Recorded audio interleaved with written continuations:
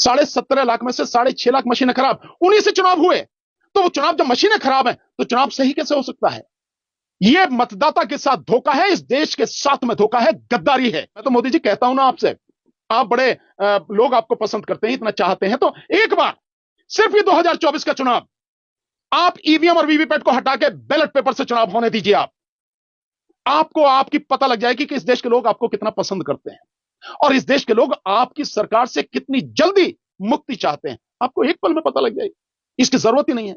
और मैं दावे के साथ कहता हूं, मोदी जी आप तो कह रहे सारी सीट जीत के आएंगे, आप बैलेट पेपर से चुनाव करा दो।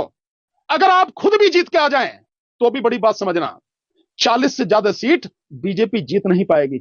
ईवीएम को पूरी तरह से खत्म करवाकर और बैलेट पेपर से चुनाव करवाकर ही अब हम दम लेंगे। 2024 का चुनाव हम किसी भी कीमत पर ईवीएम से होने नहीं देंगे। 2024 का चुनाव अगर होगा तो बैलेट पेपर से होगा, नहीं तो चुनाव होने नहीं देंगे। ये बनवा के इस पे एक A4 साइज का वो कागज लगवा के जिस पे लिखा हो ईवीएम हटाओ बैलेट पेपर लाओ, या ईवीएम हटाओ संविधान बचाओ, या। नमस्कार, आप देख रहे थे जनता लाइव, मैं हूं आपका रवीना। आपका वोट आपका अधिकार, लेकिन इस अधिकार को लेकर भी अब सवाल उठ रहे हैं, क्या सही में नागरिकों के वोट का अधिकार अब सुरक्षित है? जिसको वो लोग चुनना चाह रहे हैं, क्या वही सत्ता में आ रहा है? इसको लेकर अब इतने सारे सवाल खड़े हो चुके हैं और वो सारी चीजें ईवीएम पर जाकर रुकती है। ईवीएम हैकिंग, ईवीएम बैन, ये सारे टर्म्स आजकल इतना चर्चा का विषय बन चुके हैं। हर बड़े से बड़ा नेता इस पर सवाल कर रहा है, विपक्ष मजबूती से आगे आ रहा है और एक शख्स जो भी हमारे साथ बैठे हुए हैं, एडवोकेट भानु प्रताप सिंह, लगातार ईवीएम पर सवाल उठाते आए हैं। इससे पहले भी, चुनावों से पहले भी लगातार ईवीएम पर बातचीत कर रहे थे और चुनावी नतीजों के बाद लगातार ईवीएम के खिलाफ आंदोलन छेड़ने की बात जो उन्होंने की है वो चर्चा में बनी हुई है।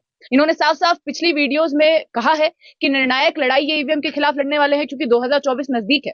लोकसभा चुनाव जो होगा इस बार, उसमें ये पता चलेगा कि किस तरीके की चीजें सामने आएंगी, जो भारत का लोकतंत्र है वो कितना मजबूत है और क्या चीजें हैं, ये सारी चीजें भी सामने आने वाली हैं। इन्होंने ऐलान कर दिया है कि 6 जनवरी को ये जंतर मंतर पर बड़ा धरना देने वाले हैं, बड़ा आंदोलन करने वाले हैं और पूरे देश भर से लोगों का समर्थन इनको मिल रहा है। कॉल्स आ रहे हैं, मैसेजेस आ रहे हैं और 6 तारीख को धरने में शामिल होने के लिए भी लोग हैं। इनसे जानते हैं कि जो तैयारियों की बात कर रहे थे, ये समर्थन मिलने की बात कर रहे थे, जब तारीख का अनाउंसमेंट हो गई है, जगह की अनाउंसमेंट हो गई है, क्या लग रहा है अब लोगों का समर्थन उतना ही है? और अगर अभी भी ये सारी चीजें शुरू होती हैं, कब तक जाकर खत्म होंगी ये निर्णायक लड़ाई, क्या मोड़ लेने वाली है, किस रुख की ओर जाने वाली है, ये सारी चीजें इनसे पूछ लेते हैं। सर, यहीं से शुरुआत करेंगे, जो ईवीएम के इर्द गिर्द जो सवाल अब उठने शुरू हो गए हैं, आपने भी आंदोलन का एक जिक्र कर दिया है, 6 तारीख को एक बोल दिया कि 6 तारीख को आप करने वाले हैं। क्या चल रहा है, कहां तक तैयारी पहुंची है? पहले तो आपका बहुत बहुत शुक्रिया। मैं देखिए इसको इस तरह से समझाने की कोशिश करता हूं, जो सवाल उठ रहे हैं एक बिल्कुल आम भाषा में, जनता की आम भाषा में, जो आम आदमी को भी समझ में आए, मैं उसमें समझाने की कोशिश करता हूं। आप ऐसे समझिए, जो ईवीएम है, ईवीएम मशीन के द्वारा जो चुनाव होता है उसमें 3 मशीनें इस्तेमाल होती हैं। 3, ऐसे मानिए कि ये 3 मशीनें हैं। ये देखिए, ये मशीनें हैं, ऐसे समझिए। ये जो मशीन है, मानिए कि ये मशीन है कंट्रोलिंग यूनिट, कंट्रोल यूनिट, यानी जिसमें वोट इलेक्ट्रिकल रूप से जानी बताई जाती है कि आपकी वोट इसमें गई है। इसी मशीन से गिनती होती है वोटें, जो हम ईवीएम से गिनती की बात करते हैं ना, इसी मशीन से होती है इसमें। लेकिन इसमें जो वोट जा रही है हमें दिखती नहीं।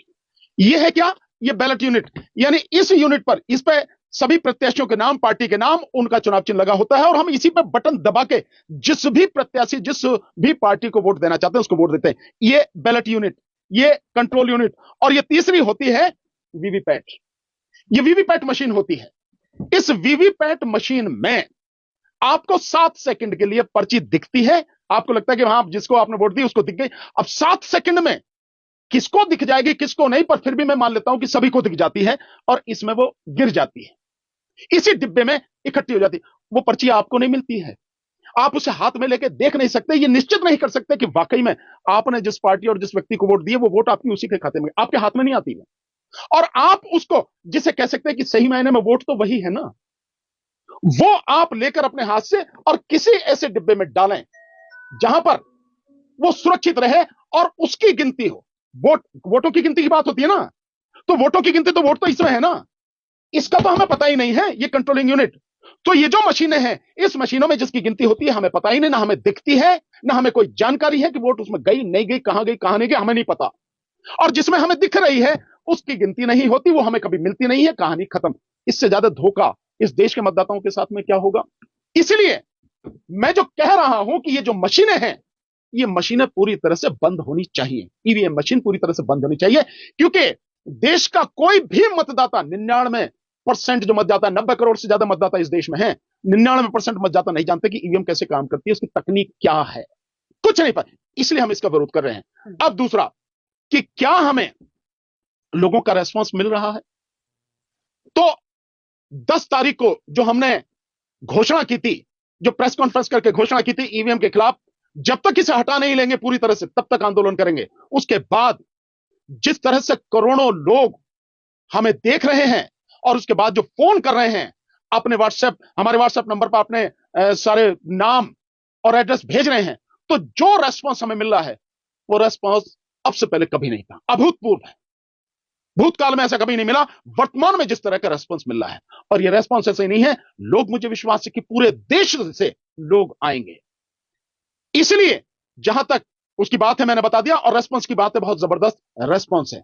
लेकिन मैं आप इसमें एक निवेदन करना चाहूंगा अपने उन बेरोजगार नौजवान साथियों से जिनकी बेरोजगारी के लिए जिम्मेदार वर्तमान सरकार है, जो नौजवान सेना में जाना चाहते थे, सेना की वर्दी अपने सीने पर पहनकर गर्व महसूस करते थे, शान से चलते थे, सीना तान के चलते थे, उनकी इच्छाओं को, उनके उस सपने को धूल में मिला दिया अग्निवीर जो योजना है उसको लाने के बाद।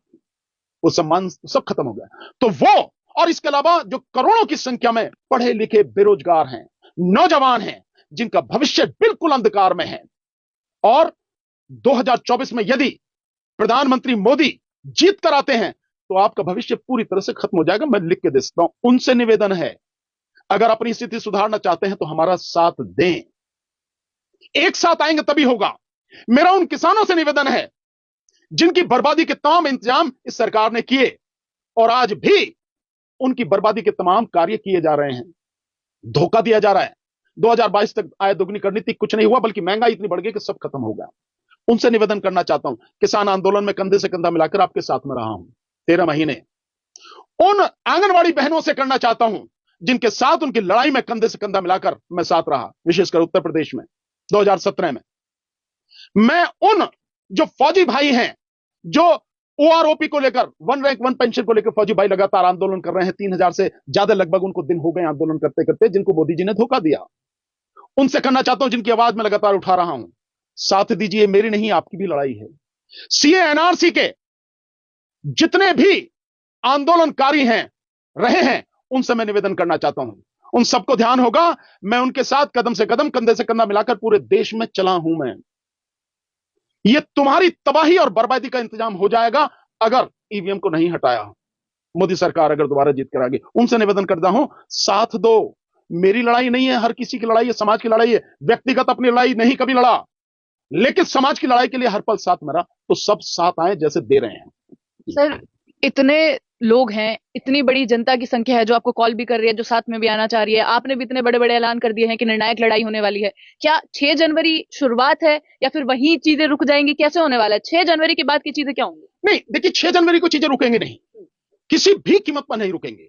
6 जनवरी के बाद, बल्कि 6 जनवरी को लोगों के सामने ही जितने भी संगठनों के लोग, जितने भी पार्टियों के लोग, मैं आपको एक बहुत मोटी सी जानकारी दे दूं, अब तक तकरीबन 20 पॉलिटिकल पार्टियां हमारे साथ आ चुकी हैं और लगभग 30 से ज्यादा संगठन हमारे साथ आ चुके हैं। मैं नाम सबके एक एक करके जब होंगे मैं आपको सब बताऊंगा। ये आ चुके हैं, और अभी जिन लोगों ने मुझे मैसेज भेजे मैं देख रहा हूं उसमें भी कई संगठन है, बड़े मजबूत संगठन है। और एक चीज और मैं आपको